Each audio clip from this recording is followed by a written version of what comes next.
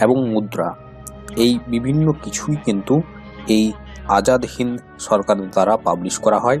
যদিও এ সম্পর্কে সমস্ত তথ্য বা টাকা পয়সার ইতিহাস খুব একটা সংরক্ষিত হয়নি। 1944 সালে প্রথম আজাদ হিন্দ ব্যাংকের স্থাপনা হলেও তাদের নিজস্ব কোনো ট্যাক্সাল না থাকায় কি না অলরেডি যে চলছিল বিভিন্ন কি ব্রিটিশ ইন্ডিয়ার কয়েন বা জাপান সরকারের নোট, সেই সমস্ত নোটের উপর বা কয়েনের উপর স্ট্যাম্প ব্যবহার করে এই আজাদ হিন্দ সরকারের কয়েন বা নোট কিন্তু এসেছিল।